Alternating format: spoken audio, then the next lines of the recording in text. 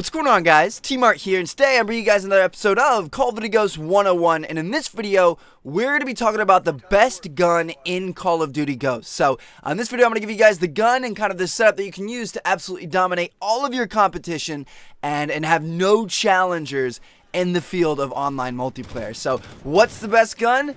The MSBS. Absolutely, baby. Some of you guys may have seen that coming, but the MSBS is absolutely the best gun in Call of Duty Ghosts, at least as of right now. It's a 3-round burst assault rifle, and it's holding down the top spot just like its predecessors, the M16 from COD 4, the FAMAS from Modern Warfare 2, and the Type 25 from Modern Warfare 3. All of these 3-round burst weapons have always been absolutely dominant, and this one is no different. Now, why is it no different? Because this gun has an insanely high damage rate. So up close, this thing does 55 damage per bullet, and at a distance, it does 20 damage per bullet. Your character has 100 health, so up close, it kills in 2 bullets. At a distance, it kills in 5, and because it's a 3-round burst weapon, there's 3 bullets per burst, so technically, at any range on this map, this thing can kill in 2 bursts or less, and it's up to 42 meters for a 1-burst kill, so it's absolutely nuts. Now keep in mind, at a really long distance, you aren't going to hit all 3 bullets per burst into enemies. You may only hit 1 or 2, so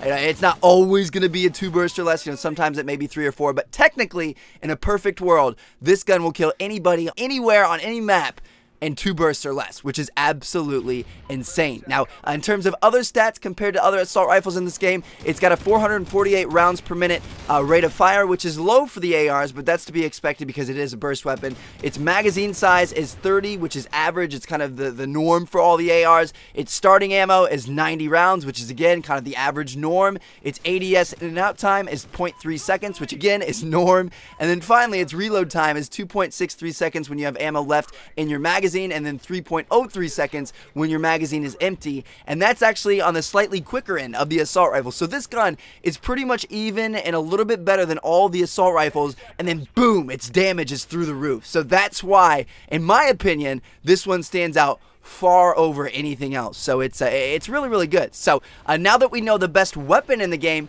we want to know the best setup for it. So I got a couple of suggestions for you guys in terms of attachments and perks on this weapon that I highly suggest you guys equip on this class because they'll benefit you quite a bit. Now, in terms of attachments on the weapon, obviously you can choose any optics you want. I really don't like the iron sights on this weapon, and I don't think a lot of you guys will either, so I suggest using some sort of optic. I like the red dot sight, but you can put a tracker sight on if you want, or a hollow, or whatever you want to do. That's all personal preference. For barrel attachments, if you want to put a barrel attachment on it, I would highly suggest the muzzle brake, and that's really all I like. I mean, if you like flash suppressors and the flash at the end of your gun when you're shooting and aiming down sight bothers you, you can use that, but definitely do not use the silencer. No matter what you do, don't use the silencer. Yeah, it is going to keep you off the minimap, it's going to keep you stealthy, but it greatly reduces your range and pretty much diminishes the one-shot kill range unless you're in shotgun distance. So that is definitely not what you want to do. That'll turn the weapon into 2 to a 3 to a 4 burst weapon, and that's not what you want. This is supposed to be a high damage weapon. Let's keep it high damage. The muzzle brake actually increases your range by 20%, so your one-shot kill range will be increased by a 5th, which is really, really good. So that's probably my favorite out of the barrel attachments. Now, next up for underbarrel attachments, I don't suggest using one. A lot of people put foregrips on everything, but with a 3-round burst weapon, that's just not necessary. Check out these recoil plots right here. This is without the grip, and then this is with the grip. Now, yes, it does look smaller, but it's really not that big of a deal because the recoil is all vertical. It's always going to come back down no matter what, so the grip is really kind of useless. The shotgun really isn't that useful either. If you're going to be close enough to be able to use the shotgun attachment, you're going to be close enough to get a 1-burst kill, so there's no use for that. You can just spray people and get a 1-burst kill by hitting him with 2 bullets, so that's useless. And then finally, the grenade launcher. I mean, if you really like to noob tube, I guess you can, but that's not something I want to do. And then finally, for your mods, none of these really stick out to me either. I mean, if you want extended mags, you can, but I don't know. You get 10 bursts before you have to reload with this weapon, which is usually like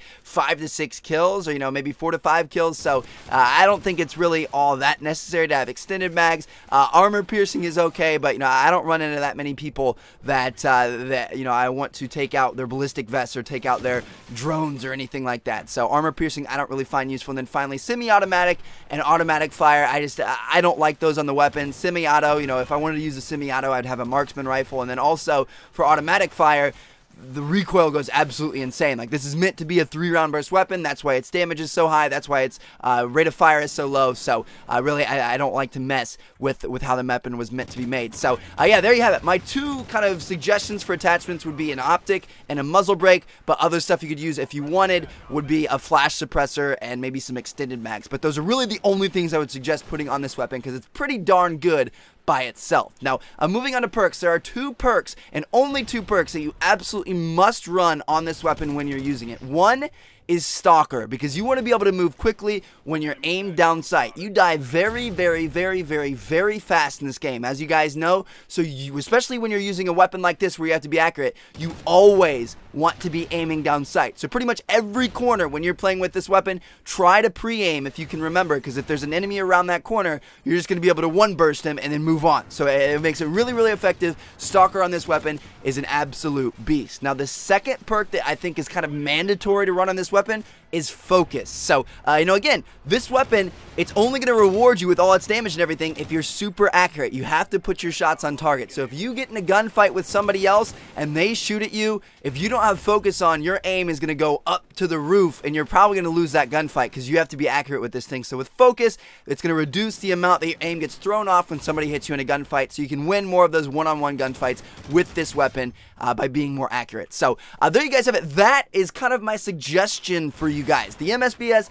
I think, is by far the best weapon in the game at this point in time. Who knows? We might get some weapon DLC. There will probably be some patches and things like that. I'll update you guys when that comes out. But yeah, I think it's the best as of now, and I suggest you guys try it out with some of the setups that I've given you in this video. So there you guys have it. That's the best gun in Call of Duty Ghosts. Hope you all enjoyed the video. Hopefully it helped you out. If it did, make sure to support the video. Likes, favorites, comments, all that kind of stuff is greatly appreciated. I'd love it if this video did good. Also, I'm going to be giving away more monster codes on this video, so every hour on the hour for the next 10 hours, I'm going to put 2 monster codes down in the description, one for North America and then another one for EU and Asia. So make sure you have your quick fingers ready and you can redeem them to get some double XP and some other exclusive in-game items. So again, thank you all for watching. Check out these other 2 videos if you haven't seen them yet. Thanks again, guys. Catch you all later. Bunch of great ghost videos coming soon.